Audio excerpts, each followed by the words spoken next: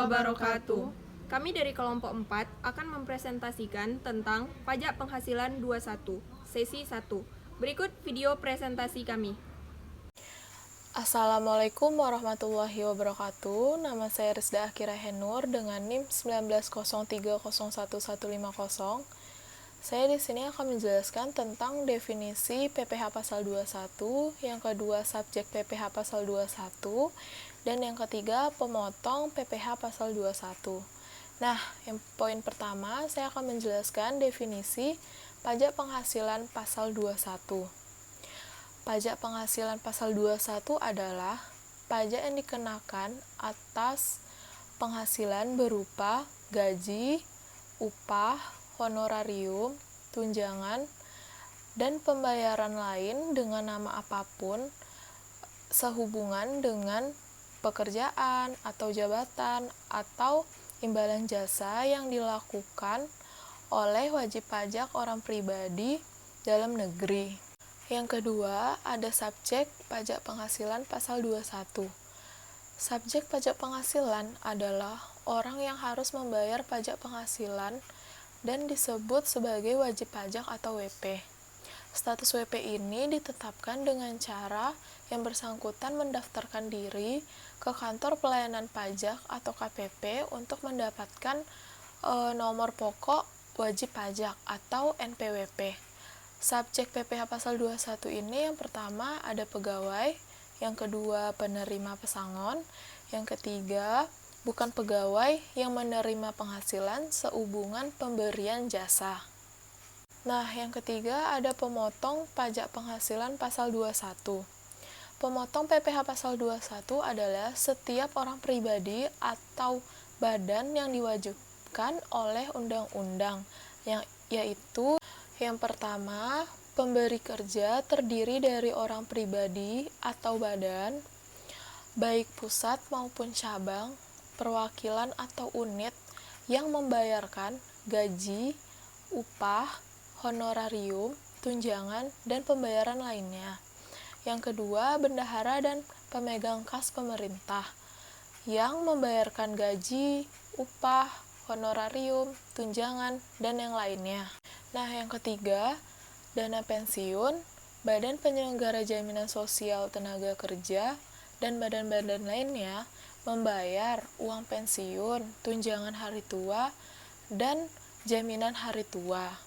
Yang keempat, perusahaan dan badan yang membayar honorarium dan pembayaran lain atas jasa yang dilakukan di Indonesia oleh tenaga ahli. Hak-hak pemotong pajak. Yang pertama, pemotong pajak berhak untuk mengajukan permohonan memperpanjang jangka waktu penyampaian SPT tahunan penghasilan pasal 21. Yang kedua, pemotong pajak berhak untuk menghitung kelebihan setoran pada SPT tahunan terhadap pajak yang terhutang untuk bulan pada waktu ditentukan perhitungan kembali. Yang ketiga, pemotong pajak berhak untuk membetulkan sendiri SPT dengan menyampaikan pernyataan tertulis kepada Kepala Inspeksi Pajak yang ditentukan oleh Direktur Jenderal Pajak. Yang keempat, pemotong pajak berhak untuk menyampaikan surat keberatan kepada Kepala Inspeksi Pajak atau suatu ketentuan pajak. Selanjutnya mengenai kewajiban pemotong pajak. Yang pertama, wajib mendaftarkan diri ke KPP. Yang kedua, wajib menghitung, memotong, menyetorkan, dan melaporkan penghasilan pasal 21 dan pasal 26 yang terutang untuk setiap bulan kalender. Yang ketiga, penghasilan pasal 21 atau 26 yang dipotong wajib disetorkan ke kantor pos atau bank paling lama 10 hari setelah masa pajak berakhir. Yang keempat, pemotong pajak wajib lapor sekalipun nihil paling lama 20 hari setelah masa pajak berakhir. Selanjutnya, wajib membuat catatan atau kertas kerja perhitungan pasal 21 dan pasal 26 setiap masa pajak. Selanjutnya, wajib menyimpan catatan atau kertas kerja sesuai ketentuan. Yang terakhir yaitu wajib membuat bukti potong dan memberikannya kepada penerima penghasilan. Yang penerima wajib pajak penghasilan 21. Yang pertama pegawai, yang kedua penerima uang pesangon, pensiun dan tunjangan hari tua, yang ketiga bukan pegawai yang menerima penghasilan sehubungan dengan pekerjaan, jasa atau kegiatan.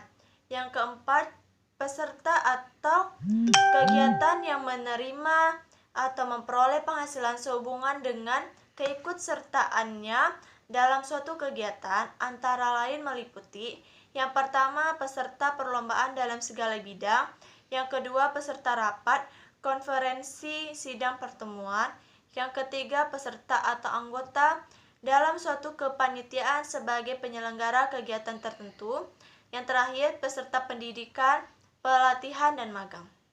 Baiklah, selanjutnya saya Yolanda Aren Febri akan melanjutkan penjelasan yang tidak termasuk wajib pajak PPh pasal 21.